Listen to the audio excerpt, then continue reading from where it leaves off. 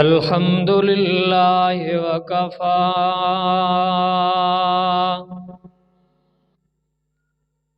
والصلاة والسلام علی من لا نبی بعدہ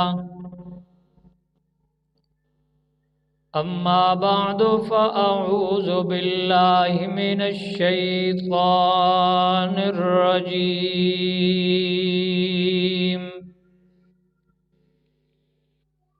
بسم اللہ الرحمن الرحیم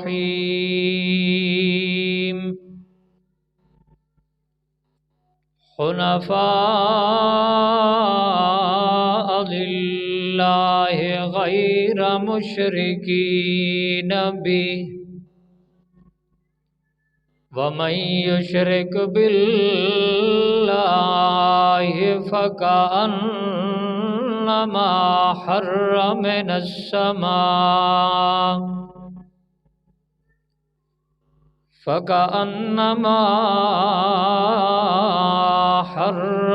السماء فتخطفه الطير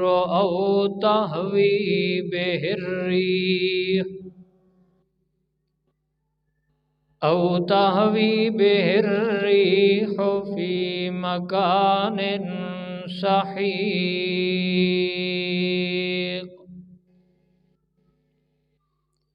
سبحان ربك رب العزة عما يصفون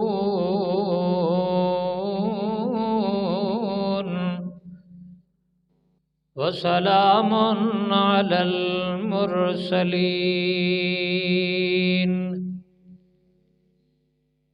والحمد لله رب العالمين۔ اللہ رب العزت نے 17واں پارہ سورہ حج آیت نمبر 31 میں مشرک اور موحد کا بطور مثال ذکر فرمایا۔ شرک کرنے والے کے متعلق اللہ نے مثال دے کر واضح فرمایا۔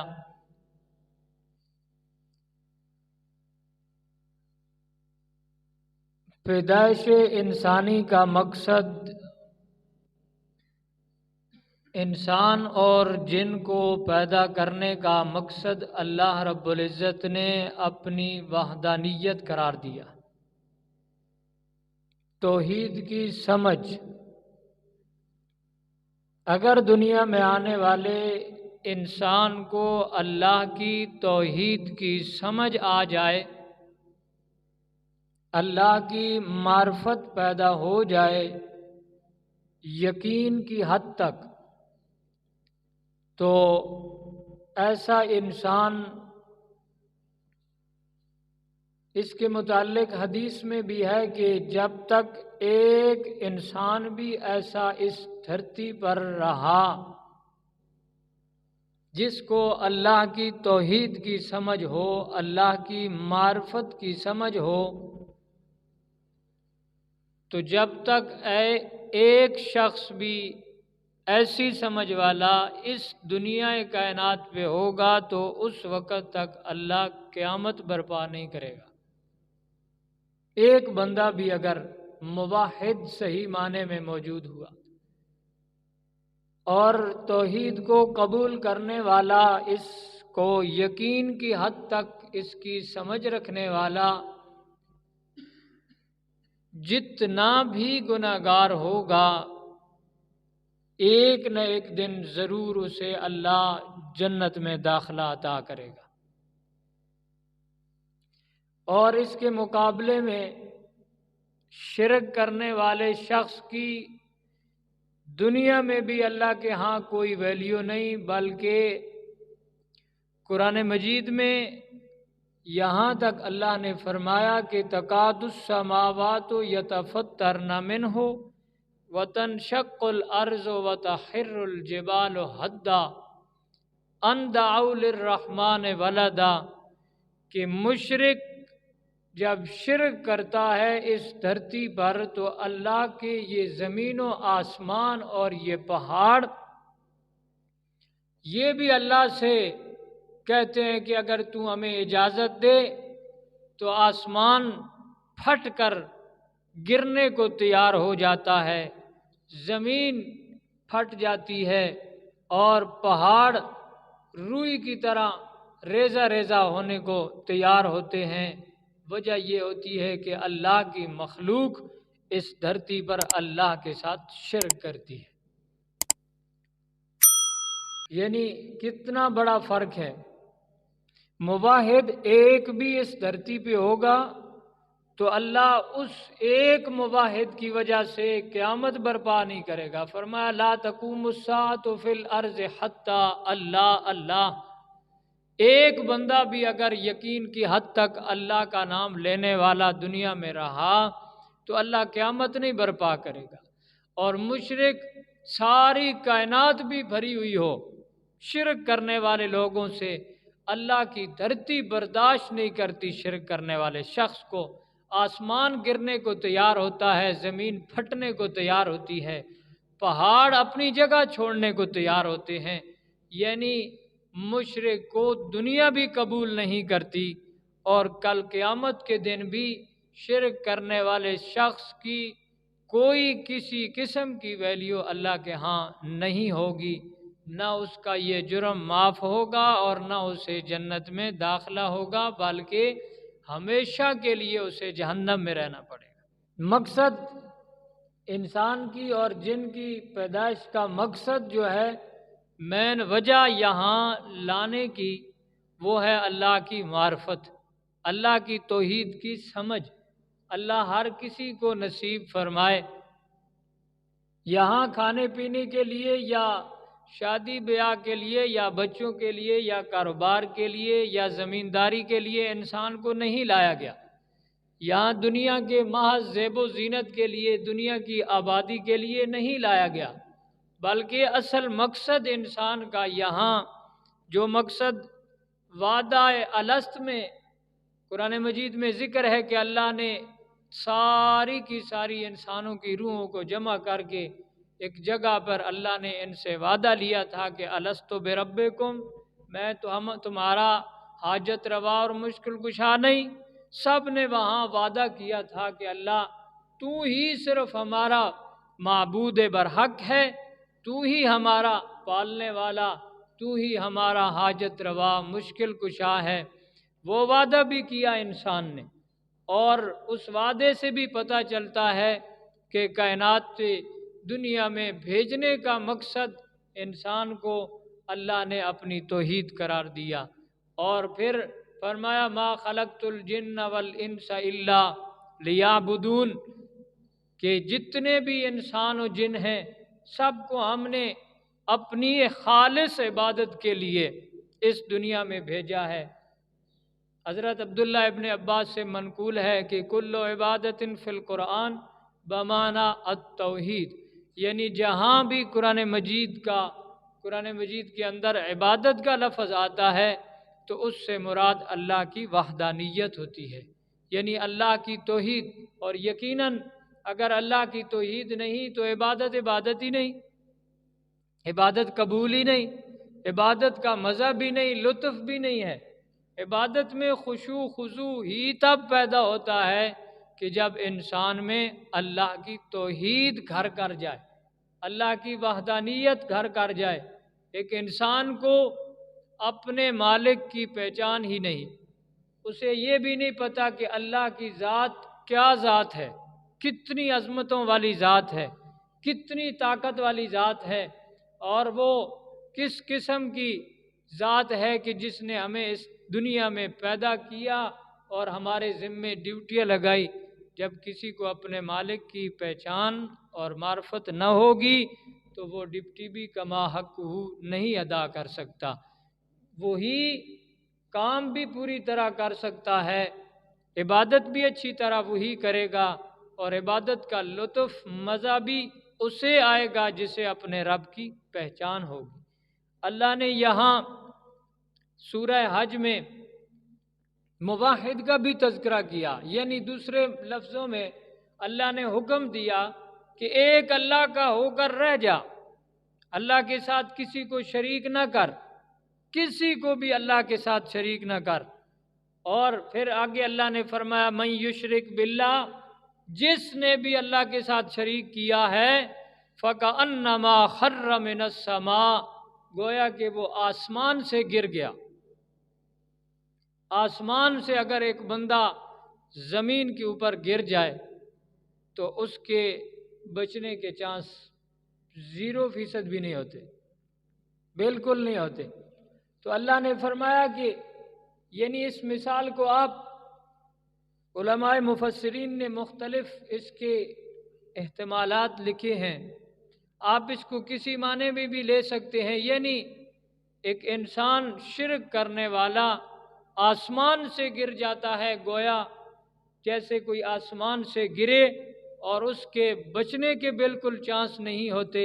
इसी तरह शिरक करने वाले की अल्लाह के हाँ इतनी भी वैल्यू, इतने चांस भी नहीं कि उसकी कोई अल्लाह के हाँ वैल्यू हो। फरमाया फतख्तफहु तैरो, आसमान से फिर गिरे। एक तो ये बहुत ही बड़ी बात है कि एक बंदा आसमान से गिर पड़े, और फिर फरमाया कि रास्ते में उसे ये मुर्दार खाने वाले परिंदे उसकी हड्डियां और उसकी हड्डियों से गोश्त नोच नोच कर खा जाएं रास्ते में ही। ये मुर्दार उड़ने वाले जो आसमान की फिजा में उड़ रहे होते हैं, तो फरमाया एक बंदा आसमान से गिरे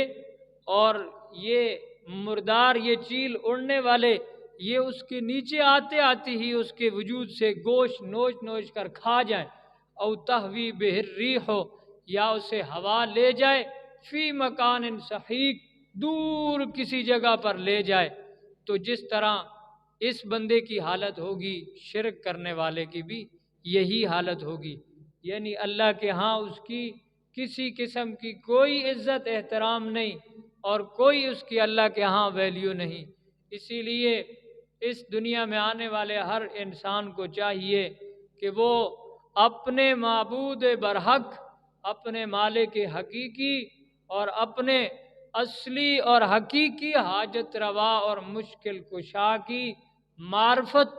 अपने दिल में कायम करे, यकीन की हद तक, और इसका ज़ुबान के साथ इकरार करे,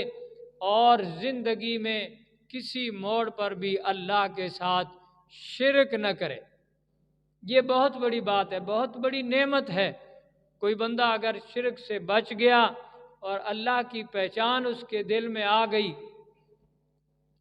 देखिए जी, दुनिया की सादा सी मिसालें हैं। हम कोई भी काम करते हैं दुनिया का, तो हम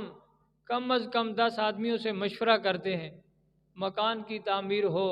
या जायदाद की ख़रीदो फ़रोख्त हो या गाड़ी की ख़रीदो फ़रोख्त हो या कोई भी काम हो, हम मशवरा करते हैं। चलो बाहर अगर मशवरा न किया तो घर में मशवरा करते हैं, बच्चों से, भाइयों से, बहनों से, माँ बाप से मशवरा किया जाता है। और ज़हन में ये होता है कि हमें नुकसान न हो जाए, हमें नुकसान न हो। नुकसान से बचने के लिए मशवरा भी किया जाता है। फिर मशवरे से हटकर वो असबाब इस्तेमाल किए जाते हैं जो नुकसान के लिए रुकावट होते हैं, और वो असबाब इस्तेमाल किए जाते हैं जिनमें फ़ायदा होता है। तो जब मियाँ आर्जी ज़िंदगी है जिसका कोई पता नहीं, किसी वक़्त भी ख़त्म हो सकती है, उसके लिए हम इतने इंतज़ामात, इतने मशवरे और इतनी समझ बूझ, एक अगर सूट कपड़े का भी लेना है तो उसके लिए भी मशवरा किया जाता है, उसको बार बार देखा जाता है कहीं ये ख़राब ना हो जाए, हमारे पैसे ना ज़ाया हो जाएं। तो ये आर्जी ज़िंदगी के लिए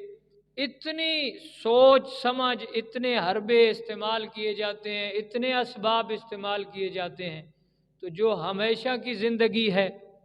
जो दायमी ज़िंदगी है, जिसमें कभी मौत भी नहीं आएगी, जो जहन्नम में चला गया वो जहन्नम में, जो जन्नत में चला गया वो जन्नत में, न जन्नतियों को मौत आएगी और न जहन्नमियों को मौत आएगी, हमेशा के लिए। تو آخر جب عارضی زندگی کے لیے بندہ سوچتا ہے تو ہمیشہ والی زندگی کے لیے بھی سوچنا چاہیے کہ میں ایسے اسباب استعمال کروں جن اسباب کی وجہ سے مجھے کل کا نقصان جو میں نے اٹھانا ہے اس نقصان سے میں بچ جاؤں، اور ایسا کام میں کروں کہ کل اللہ کے ہاں میں سرخرو ہو جاؤں، اللہ کے ہاں میں جاؤں، اللہ میرے اوپر راضی ہو جائے۔ دنیا کی تو چند روزہ زندگی ہے، یہ تو ابھی اس کا کوئی وقت نہیں، ابھی سانس نکل جائے۔ پیچھے جن کی وجہ سے ہم اللہ کو ناراض کرتے ہیں، کبھی اولاد کی وجہ سے ناراض کیا جاتا ہے، کبھی برادری کی وجہ سے ناراض کیا جاتا ہے، کبھی ایک بندہ حرام کمائی کرتا ہے پیسہ اکٹھا کرنے کے لیے، اللہ ناراض ہوتا ہے حرام کمائی پر، لیکن بندہ پیسہ اکٹھا کرنے کے لیے اللہ کو ناراض کر دیتا ہے۔ تو یہ ساری چیزیں سانس نکلنے تک ہیں، سانس نکل گیا پیسہ بھی دوسرے کا ہو گیا، اولاد بھی گئی اپنے کاموں میں لگ گئی، ساری برادری بھی 2 دن رو کے سارے بس ختم، آخر بندہ خود ہی رہ گیا، اپنے اعمال کی جزا اس نے خود ہی پانی ہے، سزا اسے جو ملے گی تو اس نے خود ہی بھگتنی ہے۔ بہرحال قرآن مجید میں اللہ رب العزت نے یہ مضمون مختلف مقامات پر بیان فرمایا ہے، مختلف انداز میں، انداز بدل بدل کر اللہ نے حضرت انسان کو سمجھایا۔ ایک مقام پر فرمایا ان الشرک لظلم عظیم، شرک، بے شک شرک بہت بڑا ظلم ہے، بہت بڑا ظلم ہے۔ زنا کرنا بھی ظلم ہے، چوری ڈکیتی بھی ظلم ہے، کسی کا حق دبا لینا یہ بھی ظلم ہے، لیکن اللہ نے فرمایا ان ساری برائیوں سے بڑھ کر ان الشرک لظلم عظیم، شرک سب سے بڑھ کر ظلم ہے۔ ساری بیماریوں سے، سارے گناہوں سے بڑھ کر جو بڑا گناہ اور بڑا ظلم ہے وہ شرک والا ہے، اس لیے کہ جب بندہ زنا کرے تو کسی انسان کے حق پہ ڈاکہ ڈالتا ہے، جب چوری کرتا ہے تو کسی کے مال پہ ڈاکہ ڈالتا ہے، جب کسی کا کوئی زمین قبضے میں کر لیتا ہے تو اس کی جائیداد پہ ڈاکہ ڈالتا ہے، یعنی کوئی گناہ کرنے والا ایک انسان کی ملکیت کے اوپر ڈاکہ ڈالتا ہے، اور شرک کرنے والا انسان نہیں بلکہ اپنے مالک کی ملکیت پہ ڈاکہ ڈالتا ہے، مالک کے حق کے اوپر ڈاکہ ڈالتا ہے۔ اللہ کا حق ہے ساری کائنات کو رزق دینا، یہ اللہ کا حق ہے، اللہ کی ملکیت ہے یہ ساری کائنات، سارے انسانوں کی موت و زندگی کا مالک بھی اللہ ہے، سارے انسان کی روزی رزق کا مالک بھی اللہ ہے، سارے کے سارے انسانوں کے رزق میں برکتیں دینے والا بھی اللہ ہے، اور ساری کائنات میں جتنے انسان موجود ہیں ان کو اولاد دینے والی ملکیت بھی اللہ کی ہے، اور اگر کوئی انسان شرک کرتا ہے، اللہ کی ملکیت کے اوپر ڈاکہ ڈالتا ہے، تو یہ سب سے بڑا گناہ اور سب سے بڑا ظلم ہے۔ اور دوسری بات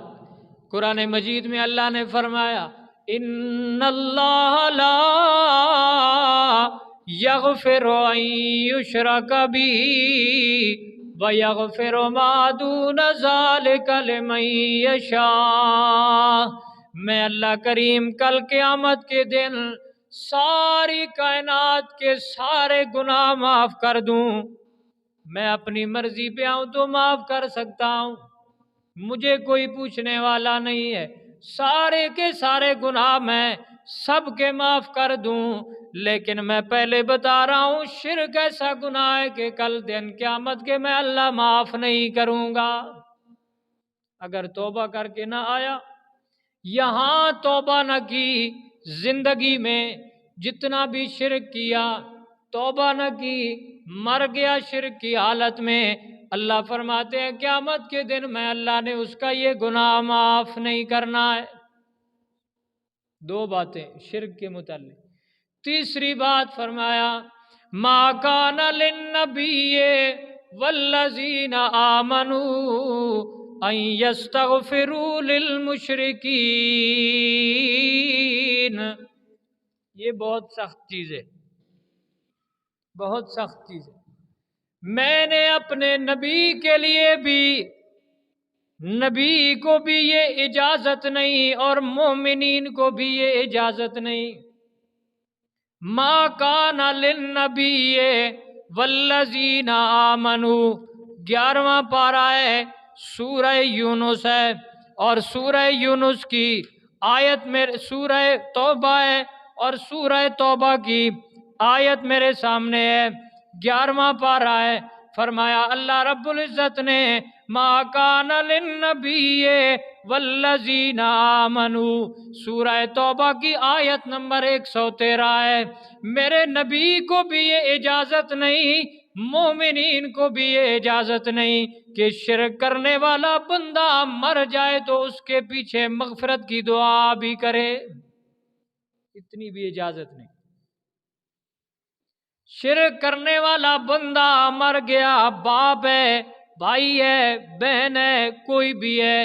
تمہیں پتا ہے کہ اس نے زندگی میں شرک کیا ہے، موت بھی اس کی شرک کے اوپر آئی ہے، فرمایا نبی کو بھی اجازت نہیں، مومنین کو بھی اجازت نہیں، ان یستغفروا للمشرکین ولو کانوا اولی قربا، قریبی رشتہ داری کیوں نہ ہو، میں اللہ کی عدالت میں ان کے لیے مغفرت کی دعا کرنے کی بھی اجازت نہیں ہے۔ کوئی گناہ میرا دوست ایسا نہیں کہ بندہ کرنے والا مر جائے، پیچھے رہنے والوں کو منع کیا جائے کہ تم نے دعا بھی نہیں کرنی، کوئی ایسا گناہ نہیں ہے۔ کوئی کائنات میں جتنا بھی بڑا گناہگار ہے بندہ مر جائے، اس کے پیچھے رہنے والے لوگ دعا کر سکتے ہیں اللہ سے۔ اگر کوئی نیک اولاد ہے، وہ اگر پڑھنے پڑھانے میں، تعلیم کے سلسلے میں لگی ہے، دین کی خدمت میں لگی ہے، وہ دعائیں کرے گی، ممکن ہے اللہ اس گناہگار کو معاف کر دے۔ لیکن شرک ایسا گناہ ہے کہ پیچھے رہنے والا بیٹا اللہ کا ولی بھی بن جائے تو اللہ نے اس ولی کو بھی اجازت نہیں دی کہ اپنے باپ کے متعلق میں اللہ سے دعائے مغفرت کرے، اتنی اجازت بھی نہیں۔ جب اللہ نے اتنی بھی اجازت نہیں دی ہے، اتنا بھی اللہ رب العزت نے منع کر دیا اپنے نبی کو، تو معلوم ہوا کہ یہ اتنا بڑا گناہ ہے، اتنا بڑا گناہ ہے کہ نبی بھی اگر دعائے مغفرت کرے تو اللہ قبول نہیں کرتا۔ اور اس کے علاوہ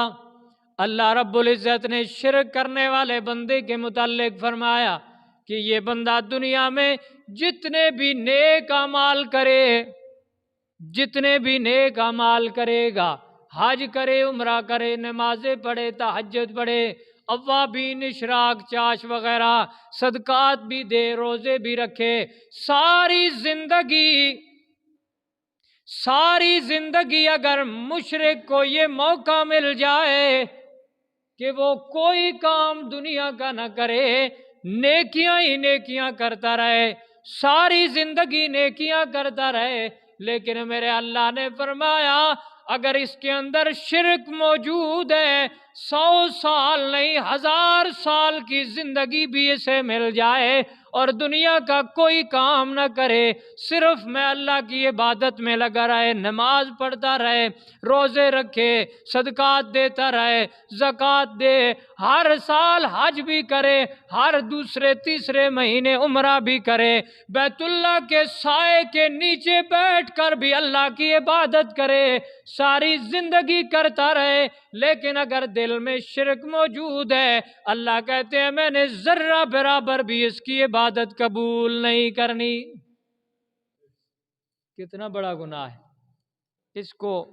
سمجھا نہیں جاتا، اس کو نارمل معمولی چیز سمجھی جاتی ہے، سننے والے بھی بس ادھر سے سنا نکال دیا، باہر جا کر پھر وہی کام شروع کر دیے۔ اتنا بڑا جرم کوئی جرم نہیں میرا دوست، اپنی زندگی میں ایک گناہ کرنے والا جتنے بھی گناہ کرے، حدیث میں ایک بندے کا واقعہ نقل ہے کہ اس نے 100 بندوں کو قتل کیا، 100 بندے قتل کیے، ایک قتل بھی حرام ہے، 100 بندے قتل کیے، اور آج اس کے دل میں یہ تڑپ پیدا ہو گئی، اس کے دل میں یہ تڑپ پیدا ہو گئی کہ میں نے اتنا بڑا گناہ کیا، اتنے لوگ قتل کر دیے ہیں، آج اللہ کی طرف جا رہا ہے، صرف دل میں یہ تڑپ پیدا ہو گئی کہ میں اللہ سے معافی مانگتا ہوں، معافی کا موقع نہیں ملا لیکن موت آ گئی۔ جا رہا تھا مسئلہ پوچھنے کے لیے کیا کیا جائے، دل میں انابت پیدا ہو گئی کسی عالم کو ملنے کے لیے، لمبا واقعہ ہے،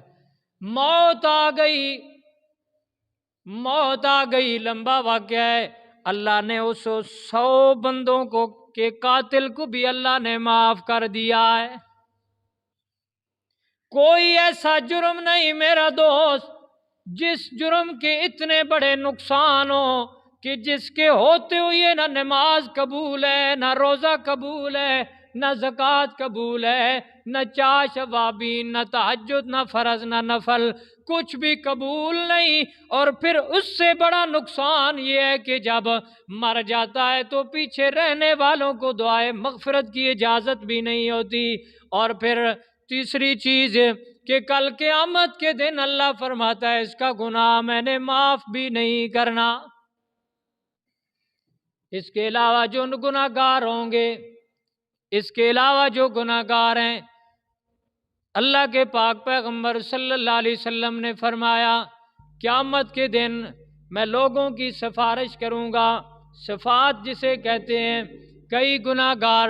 ایسے ہوں گے جو نبی اکرم صلی اللہ علیہ وسلم کی شفاعت کرنے سے وہ جہنم سے نکال کر جنت میں لا دیے جائیں گے۔ کئی گناہ گار ایسے ہوں گے جو ایک حافظ کی سفارش کی وجہ سے جہنم سے نکال کر جنت میں لا دیے جائیں گے۔ کئی گناہ گار ایک عالم کی سفارش کی وجہ سے جہنم سے نکال کر جنت میں لا دیے جائیں گے۔ لیکن شرک ایسا گناہ ہے میرا دوست، شرک ایسا گناہ ہے جس کے لیے نہ نبی کی شفاعت قبول کی جائے گی، نہ عالم کی، نہ حافظ کی، کسی رشتہ دار کی سفارش قبول نہیں کی جائے گی۔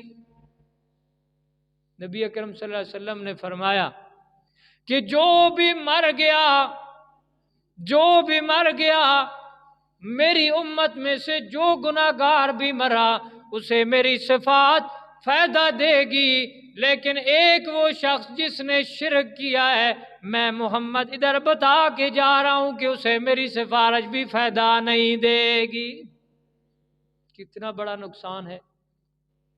کتنا بڑا جرم ہے، لیکن کوئی نہیں، سوچ بچار نہیں۔ شرک ظلم عظیم ہے۔ ایک قرآن کہتا ہے ان الشرک لظلم عظیم، شرک سب سے بڑا ظلم ہے، سب سے بڑا اس لیے کہ شرک کرنے والا اللہ کے حق پہ ڈاکہ ڈالنے کی کوشش کرتا ہے۔ نمبر 2، شرک کرنے والے کا گناہ اگر خود توبہ نہ کی تو اللہ قیامت کے دن معاف نہیں کرے گا۔ نمبر 3 فرمایا شرک کرنے والا مر جائے اس کے پیچھے نبی کو بھی اجازت نہیں کہ دعائے مغفرت کرے۔ اور نمبر 4 یہ ہے کہ کل قیامت کے دن باقی گناہ گار کسی نہ کسی سفارش کی بنا پر بخشے جائیں گے، لیکن مشرک کو کوئی سفارش فائدہ نہیں دے گی۔ اور نمبر 5 یہ ہے فرمایا کہ دنیا میں جتنیاں نیکیاں کرے گا، جتنیاں نیکیاں کرے، ساری زندگی بھی نیکیاں کرتا رہے، اللہ فرماتے ہیں اس کے سارے نیک اعمال ضائع ہوتے ہیں، اس کا کوئی عمل قبول نہیں ہوتا۔ پھر کیا فائدہ دنیا میں آنے کا؟ دنیا میں آنے کا تو کوئی فائدہ نہیں۔ اللہ رب العزت نے 7ویں پارے میں अंबिया किराम अलैहिमुस्सलातु वस्सलाम का तज़किरा किया है। फरमाया कि शिर्क कितना बड़ा गुनाह है। अल्लाह रब्बुल इज़्ज़त ने हमारे लिए अहमियत बयान फरमाई कि शिर्क करने वाले को पता लग जाए। अल्लाह रब्बुल इज़्ज़त ने यहाँ जिक्र किया, ववहबना लहू इसहाक व याकूबा कुल्लन हदैना व नूहन हदैना मिन क़ब्लु व मिन ज़ुर्रियतिही दाऊदा व सुलैमाना व अय्यूबा व यूसुफा व मूसा व हारून। और आगे अल्लाह रब्बुल इज़्ज़त ने तज़किरा किया, फरमाया व ज़करिया व यहया व ईसा व इलियास व इस्माईला व यसा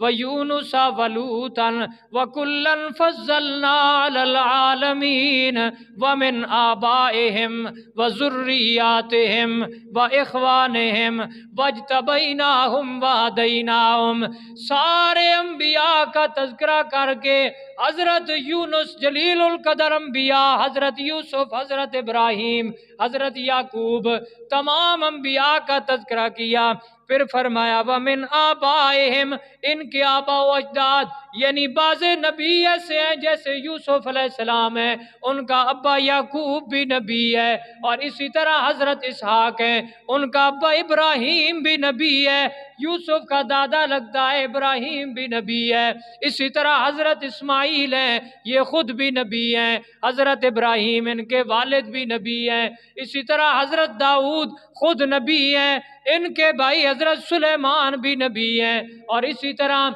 हज़रत लूत भी नबी हैं, और इनके चचा हज़रत इब्राहीम भी नबी हैं। ये आपस में रिश्तेदार भी हैं। फरमाया व मिन आबाइहिम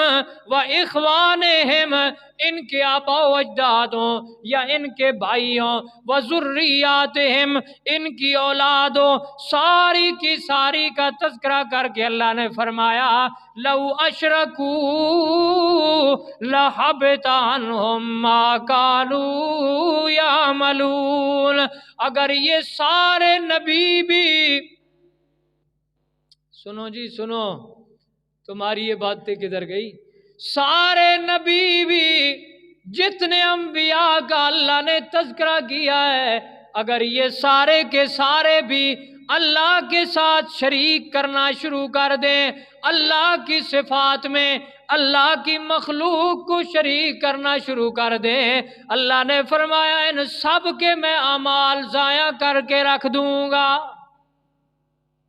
सारी नबियों की सारी जिंदगी की मेहनत में अल्लाह ज़ाया कर दूंगा, लेकिन मैं अल्लाह शिर्क को बर्दाश्त नहीं करता। अपने पैगम्बर सल्लल्लाहु अलैहि वसल्लम को अल्लाह ने खुद खिताब करके 24वें पारे में फरमाया लइन अशरकता लयहबतन्ना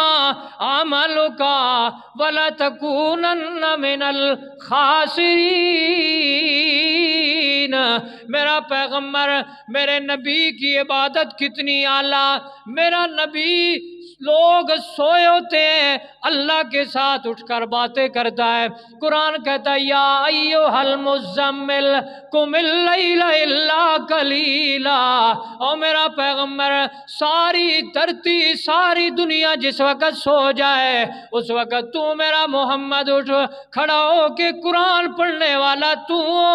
मक्के की ज़मीन पर, मदीने की सरजमीन पर कुरान पढ़ने वाला आमना का लाल हो और सुनने वाला एक अल्लाह हो। मज़ई अलग होगा। हर वक्त नबी अल्लाह की इबादत में है। मुसीबतें झेली है अल्लाह के नबी ने, अल्लाह की इबादत के लिए अपना वतन छोड़ा है, अल्लाह के दीन के लिए अपनी बेटियों पर तकलीफें बर्दाश्त की है, अल्लाह के दीन के लिए अपने सहाबा पर तकलीफें बर्दाश्त की हैं, अल्लाह के दीन के लिए सहाबा के वजूद के टुकड़े करा दिए, अल्लाह की दीन के लिए, अल्लाह के कलमे को बुलंद करने के लिए हजरत आसिया के टुकड़े हो गए। हजरत खुबाब फरमाते हैं کہ ایک دفعہ اللہ کے پاک پیغمبر صلی اللہ علیہ وسلم بیت اللہ کے ساتھ زمین میں، کھلی زمین میں بیٹھے تھے۔ میں نے کہا یا رسول اللہ صلی اللہ علیہ وسلم، ہم تنگ آ گئے، مصیبتوں سے، تکلیفوں سے تنگ آ گئے، اللہ سے دعا کریں اللہ کوئی ہماری خاص مدد فرمائے۔ یعنی اتنی تکلیفیں، اتنی مصیبتیں، حضرت بلال گرم انگاروں پہ لیٹ لیتے ہیں اللہ کے دین کی خاطر، اللہ کی توحید کی خاطر۔ میرے پیغمبر صلی اللہ علیہ وسلم غزوہ احد میں یہ زنجیر کی کڑیاں میرے پیغمبر کی ڈاڑوں میں پھنس گئی، ایک صحابی نے اپنے دانتوں سے زور لگا کر نکالی، اور زور اتنا لگایا، کہتے ہیں میرا ایک دانت بھی، ایک جبڑا بھی ٹوٹ گیا۔ حالانکہ جبڑے مضبوط ہوتے ہیں، لیکن نبی پر دشمن نے وار کیا، اور وہ جو زرہ پہنی ہوئی تھی، وہ زنجیر جو پہنا ہوا تھا، اس کی کڑیاں جو ہوتی ہیں، تلوار اس نے ماری، وہ کڑی کے اوپر لگی، وہ کڑی میرے نبی کی ڈاڑوں میں پھنس گئی۔ صحابی کہتا ہے میں نے اپنی جبڑوں سے، ان ڈاڑوں سے زور لگا کر نبی کے ڈاڑوں سے وہ کڑیاں نکالی۔ میرا دوست اتنی مصیبتیں، اتنی تکلیفیں جھیلی۔ وادی طائف میں جو پتھر مارے گئے میرے پیغمبر کو، سر سے خون شروع ہوا، پاؤں تک خون چلا گیا۔ میرے پیغمبر کو پتھر مار کر مکے کی گلیوں میں دوڑایا گیا، پیچھے نوجوانوں کو چھوڑ دیا گیا، انہوں نے سیٹیاں لگانا شروع کر دی۔ میرے پیغمبر پر اوجریاں بھی پھینکی گئی، میرے نبی کو دین کی دعوت کے لیے میرے نبی کی بیٹیوں کو طلاقیں بھی دی گئی، گھر بھی چھوڑنا پڑا، مصیبتیں، بھوکے بھی برداشت کرنی پڑی۔ آخر اس کی تو قدر ہونی چاہیے تھی۔ میرا دوست یہ ساری چیزیں بتانے کا مقصد یہ ہے کہ کتنی بڑی قربانی ہے۔ آپ اور میں تو بسترے سے اٹھ کر نماز نہیں پڑھ سکتے میرا دوست، سردیوں تو ہم کہتے ہیں وضو نہیں ہو سکتا، ہمارے بچے ذبح یہ تو خواب میں بھی ہم نے نہیں دیکھا، ہم اپنا گھر بار چھوڑ دیں، وطن چھوڑ دیں، یہ تو کبھی تصور میں بھی نہیں لایا گیا۔ میں اپنی بیوی چھوڑ دوں دین کی خاطر، یہ تو کبھی سوچا بھی نہیں، لیکن میرے نبی نے اپنی بیٹیوں کی طلاقیں بھی برداشت کی ہے، اپنے صحابہ پہ زخم بھی برداشت کی ہے، اپنے پیٹ کے ساتھ دو دو پتھر بھی باندھے ہیں میرے نبی نے بھوک کی وجہ سے۔ غزوہ خندق کے موقع پر جب وہ خندق کھودی جا رہی تھی، صحابہ کرام وہ گڑھا کھود رہے تھے، تو آخر جب تنگ آئے بھوک کی وجہ سے، آ کے کہتے ہیں اللہ کے پاک پیغمبر صلی اللہ علیہ وسلم کو،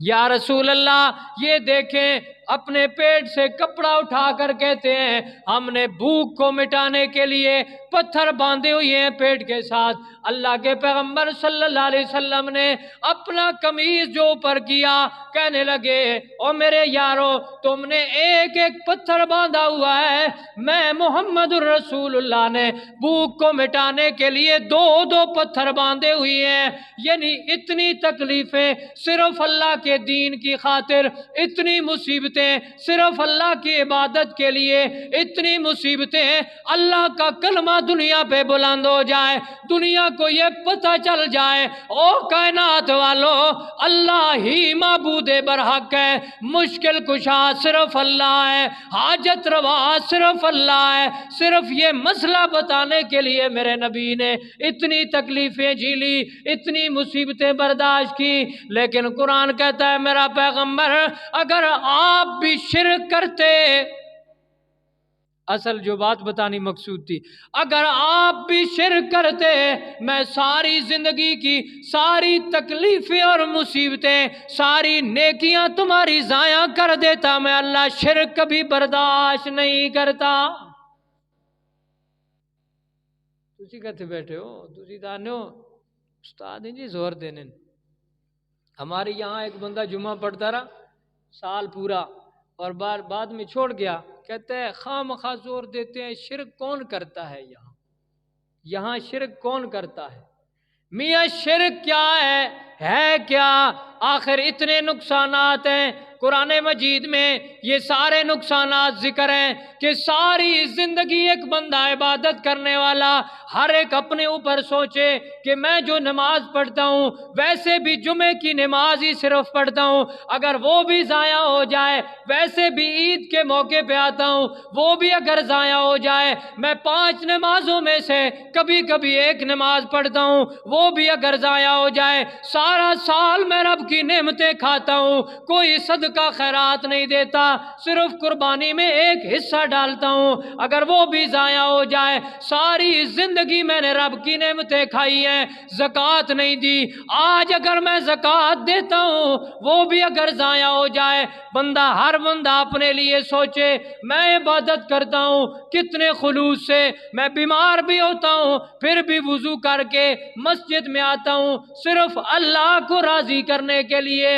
اللہ کی عبادت کرنے کے لیے۔ میرا دوست، اگر یہ میری ساری تکلیفیں، یہ کبھی کبھی کی عبادت یہ بھی ضائع ہو جائے،